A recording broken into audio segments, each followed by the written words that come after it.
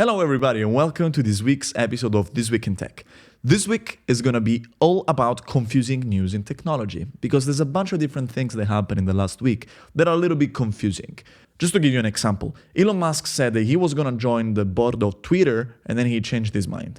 There's Walmart that increased the pay for truck drivers, but at the same time, there's Google's drone delivery startup that started delivering things with drones, potentially leaving delivery drivers out of a job. So we're going to try to talk about all this different conflicting news and trying to understand really what's happening in the world. Are you ready? Let's get started.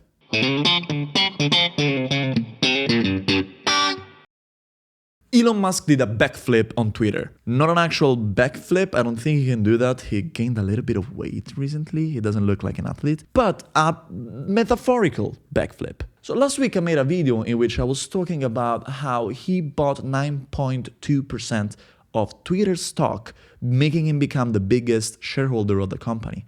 And it seemed like he really wanted to do stuff to change Twitter because he was asking people on Twitter if they wanted to have an edit button and a bunch of different things. It seemed to be very active, but he filled a form for the US Security Exchange Commission that was for people without an active role in the company. So which is which? This is how we left each other last week, but there are some pretty weird updates. First, Twitter asked him to join the board, gave him a board seat, which made a lot of sense. And Elon Musk initially said yes. And then the day he was supposed to actually join the board, he said, no, never mind. I'm not going to do this. So now you understand why I say this is kind of a backflip. Let's try to understand why he did that though. If he joined the board, he will have a little bit of rules to obey to. First of all, he wouldn't be able to talk about Twitter without first talking to Twitter lawyers. Then he wouldn't be able to buy more than 15% of Twitter. That's to avoid him from taking over the company just because he has too much stock. In general, it seems like his hands will be a little bit more tight. So I guess that's the reason why he did this backflip, because then he realized that he can still influence a lot the company without having to obey to all these laws. We know that Elon Musk does not like to stick to rules. He likes to do whatever the hell he wants. And so now he has a lot of Twitter stock. He can buy even more if he wants. He can still modify the company's trajectory without having to obey to any rules, which is amazing. But I think what's happening here is another case of what people start to call techno-feudalism, is where you have tech billionaires that have so much money and so much power that they really like to bend rules and not adhere to any specific regulation. And so I think it's going to be interesting to see what's going to happen now if it's going to be able to get the same power of a board seat member without being on the board. It's going to be probably not very fair and potentially even a threat to Twitter stakeholders, because you buy stock in a company thinking that you know who's going to rule the company and what they're going to do and they're going to obey to specific rules. And then there's a crazy guy that does whatever the hell he wants and still impacts the stock price. Let's see how this is going to evolve. But I hope you understood a little bit more the potential motivations behind this backflip. I had just finished shooting the videos. You can see I just turned off the lights. They're still warm. And my video maker sends me a link of Elon Musk that wants to buy the whole thing. It wants to buy Twitter as a hostile takeover. I talk about the most important news of the week, and literally the moment I start shooting, there's something that happened and made the video that I just shot obsolete. This is crazy. But that's also why I like doing what I do and why you should consider following me, because I do all this work of trying to stay up to date and summarize everything for you. I think it's worth it.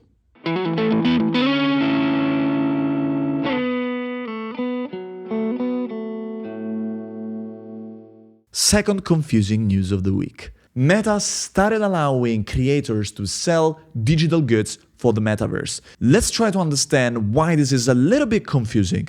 We all know that Meta wanted to start a whole metaverse economy, allowing people to create digital goods like digital sweaters, digital shoes, digital VIP passes, and sell them to other people in the metaverse. That's not big news. Zuckerberg has been very vocal about the whole metaverse economy.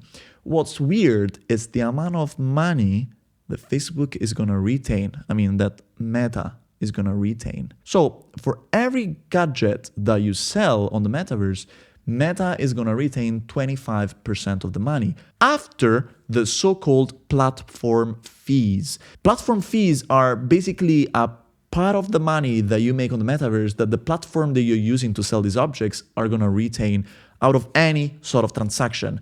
So in the case of Meta, there's a 30% platform fee for any transaction that you do on the metaverse. So if you want to sell something for $100, you first have to pay $30 in metaverse platform fees, and then other 25% out of that 70 because that's what Zach decided. So in total, almost half the money that you make on the metaverse are going to go to Zuck. And the reason why I think this is very controversial is because Zuckerberg was really angry at Apple for their 30% platform fee. And now they're charging almost 50 in the metaverse. Why? I mean, there's a strong argument for charging a fee. If you think about it, you're going to reach 300,000 people today by just starting to sell something on Horizon Worlds, which is Meta's metaverse platform. That's great. You get tools for developers, you get SDKs, you get different kinds of technology. It's all great, but you cannot say, hey, Apple, F you for charging people 30%, you're so evil, and then you charge 50. You have to pick one of the two. This is very confusing, and I think Meta in general as a company has been doing very confusing stuff for a while.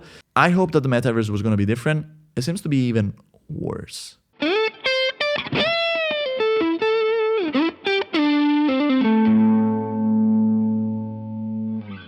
An autonomous cab got pulled over in San Francisco. This is a pretty funny scene.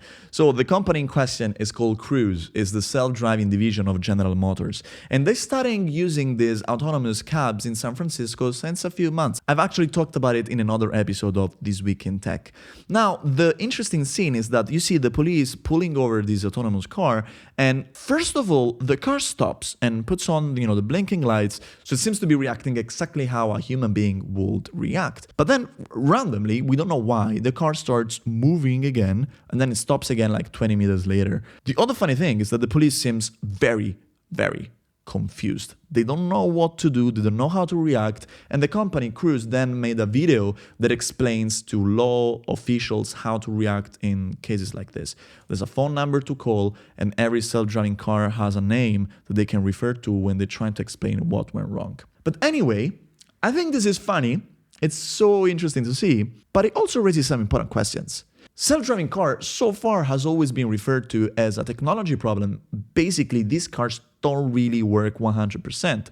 But there's a whole different conversations to have about the whole infrastructures around them. What happens if a self-driving car, let's say, breaks the law and goes too fast on the highway or takes a parking ticket? Who's gonna pay? The company? And what if the police stops the car and the car doesn't want to stop? What's going to happen in this case?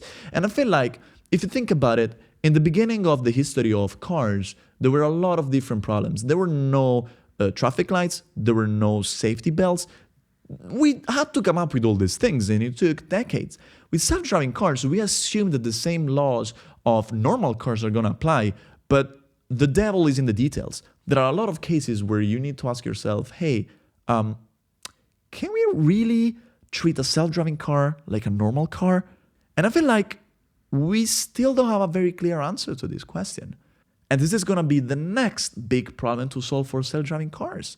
Once they start actually working properly, let's remember, Teslas still have problems distinguishing between the sun in the sky and a yellow traffic light. There's still a little bit of work to do. But once we're going to have this fixed, then there's all these regulations that we have to figure out. It's going to take a while. I'm sorry if you wanted to nap while driving, like what I would like to do in a car. It's going to take a little bit until we can do that.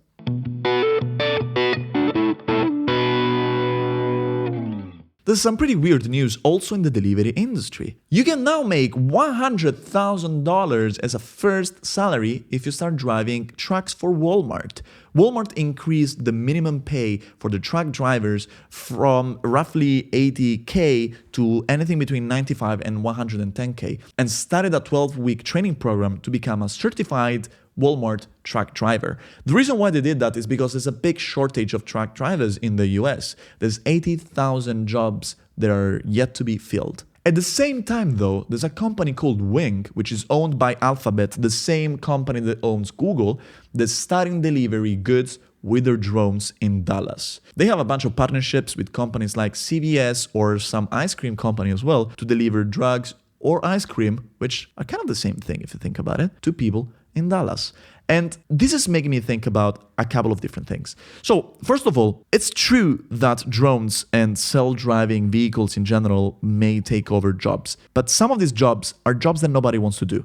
There's a reason why there's 80,000 truck drivers missing in the US, because being a truck driver sucks. You have insane working times under, not great conditions, and it's super boring. So maybe it's good if these jobs get automated. But the second thing that I want to talk about is money. I've been thinking about this for a while. If you think about it, this cost of labor that is going up. Workers rightfully always want better conditions. They don't want to be exploited by Amazon or companies like this, right? Okay, cool. That's totally fair. The cost of automation is going down though, because technology is getting better, everything becomes cheaper. And what happens once these two lines cross? Once the cost of automation becomes lower than the cost of labor? Well, it's easy. We're in a capitalistic society. You lose jobs. And so I think these two things that I just talked about, salaries of truck drivers going up and drones started delivering goods, are related. They seem conflicting, but are actually part of the same phenomenon. They're part of this phenomenon that is happening, and it's definitely going to accelerate, of robots starting to take over jobs. The only question that we have is what's that going to mean, and if in some cases that's actually a good thing.